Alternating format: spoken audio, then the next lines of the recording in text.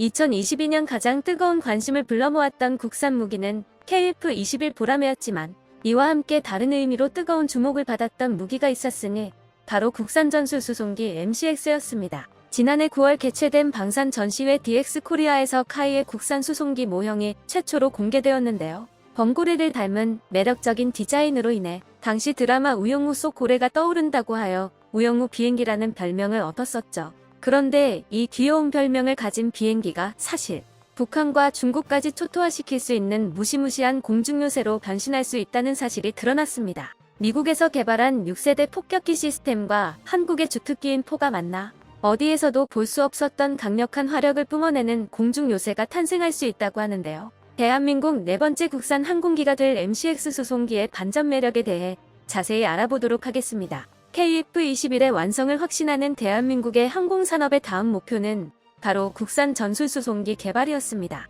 전투의 승패를 가르는 것은 무기의 질과 병사들의 사기이지만 전쟁의 승패를 가르는 것은 군수와 보급이기에 수송기의 중요도는 전투기에 전혀 뒤처진다고 볼 수 없는데요. 때문에 지난 2021년 카이에서 국산 전술 수송기 개발안을 제시했고 한국 항공산업의 미래를 위해서라도 국산 수송기 개발은 반드시 필요한 프로젝트라고 강력하게 주장했었습니다. 카이에서는 단연간의 KF-X 사업을 통해 2,000명이 넘는 우수한 항공개발 인력을 양성하는 데 성공했지만 KF-21의 양산이 본격화되면 이 수천 명에 달하는 석박사급 고급 인력들이 불필요해져 버리게 됩니다. 이러한 고급 인력들이 계속해서 항공기술 연구와 개발에 매진하여 항공산업의 발전을 지속할 수 있도록 하기 위해서 KF-X 사업의 후속 사업으로 한국형 전술수송기를 개발할 필요가 있다는 것이죠. 다만 개발비만 3조 원, 양산 비용은 18조 원에 달했기에 비용 문제로 인해 상당한 반대에 부딪혔었는데요. 그런데 지난 1월 중동의 산유국 아랍에미리트에서 한국 수송기 개발에 동참하고 싶다는 뜻을 밝혀왔습니다. 정상회담을 통해 한국과 아랍에미리트는 차세대 수송기 공동개발 MOU를 체결했고 덕분에 수십조에 달하는 비용 문제가 해결되어 수송기 개발 프로젝트가 본격적으로 추진될 수 있게 되었습니다. 그동안 FA-50과 KF-21 보라매를 통해 한국의 항공 기술력을 증명해낸 덕분에 아랍에미리트에서도 믿고 수십조에 달하는 비용을 분담하기로 결정한 것인데요. 게다가 아랍에미리트는 이미 한국 무기를 도입하면서 단 한 번도 비용 지불로 문제가 발생했었던 적이 없었기에 인도네시아처럼 돈 떼먹힐 일은 걱정할 필요가 없을 것 같습니다.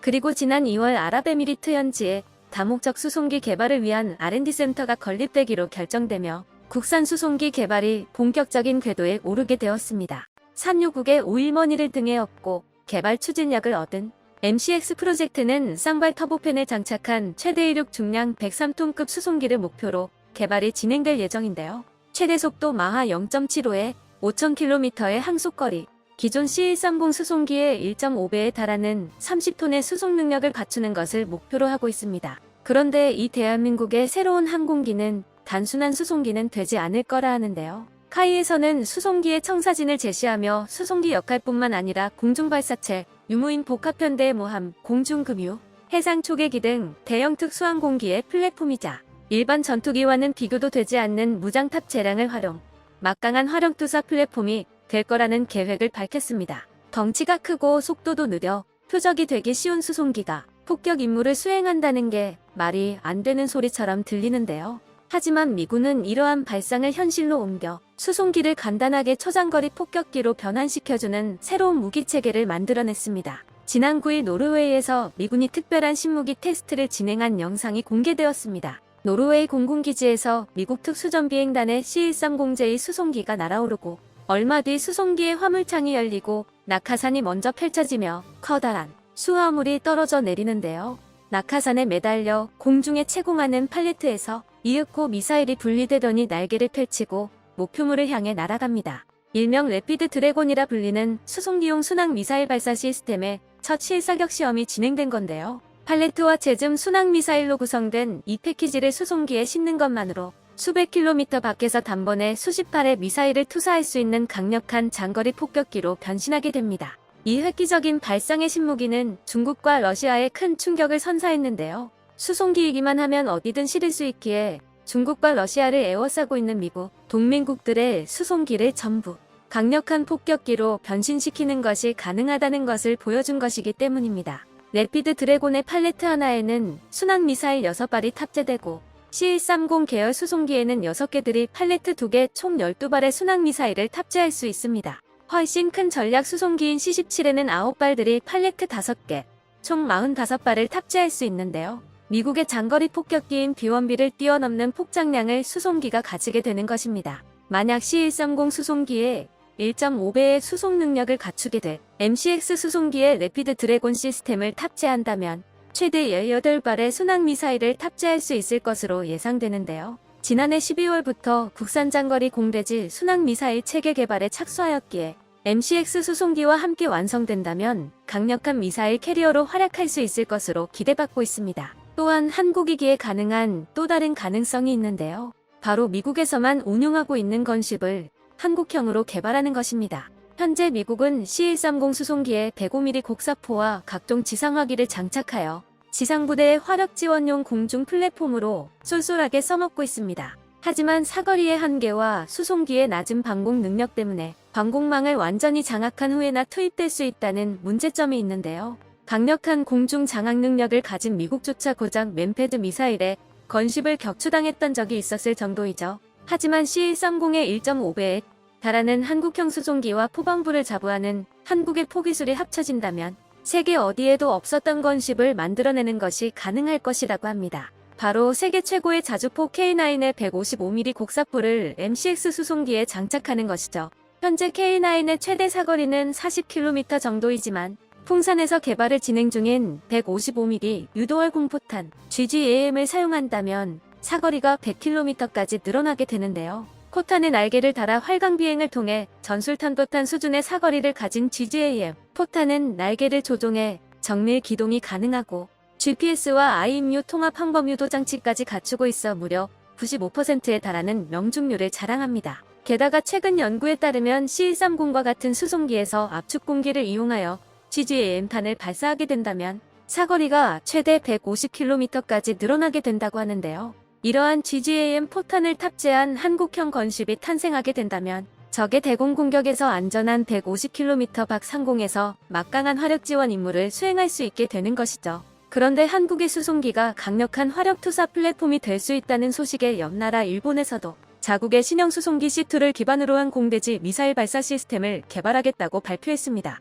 지난 2월 27일 일본 방위청에서 C2 수송기용 유도탄 등 발사 시스템의 개발에 대한 계약 공고를 올렸는데요. 항공자위대 C2 수송기에서 미국의 래피드 드래곤과 유사하게 순항미사일 등을 발사할 수 있는 공격 능력을 부여하겠다는 계획으로 보이고 있습니다. 일본에서 개발한 차세대 수송기 C2는 카이의 계획과 같은 터보 쌍발팬에 마찬가지로 30톤의 수송 중량을 가지고 있어 향후 수출에 있어 강력한 경쟁자로 예상되고 있는데요. 그런데 아직 만들어지지도 않은 카이의 MCX 수송기를 상대로 일본의 C2 수송기가 이미 한번 굴욕적인 패배를 경험한 적이 있었다고 합니다. C2 수송기 개발을 통해 다시금 세계 무기 시장에 진출하겠다는 꿈을 꾼 일본이었지만 수송기 개발 막바지 단계에서 기체 강도 부족, 자체 중량 초과, 전자장비 성능 부족 등 치명적인 문제들이 터져나오기 시작하며 물거품이 돼버리고 말았습니다. 결국 방위성에서 문제 해결을 위해 도쿄대학교에 기술 지원을 요청했었지만 국방에 관련된 연구를 금기시하는 일본 대학들의 정책으로 인해 거절당했었고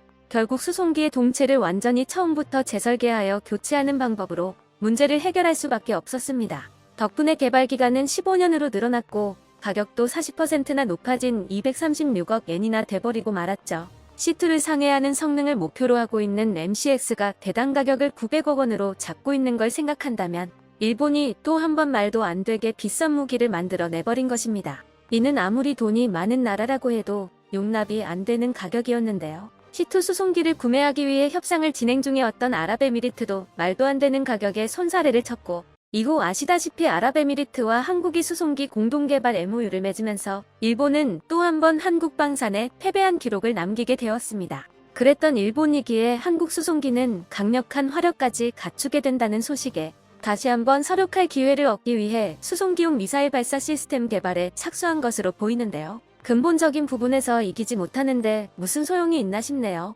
30년 전에 처음으로 프로기를 만들던 한국이 이제는 초음속 전투기와 건십까지 만들 수 있는 영역에 도달했습니다. 세계 항공사를 다 뒤져보아도 이처럼 놀라운 기술 도약을 보여준 나라는 없었습니다. 이날을 위해 인생을 바쳤던 방산역군들의 헌신에 감사하며 세계를 놀라게 할 새로운 국산 항공기의 비상을 기다려봅니다.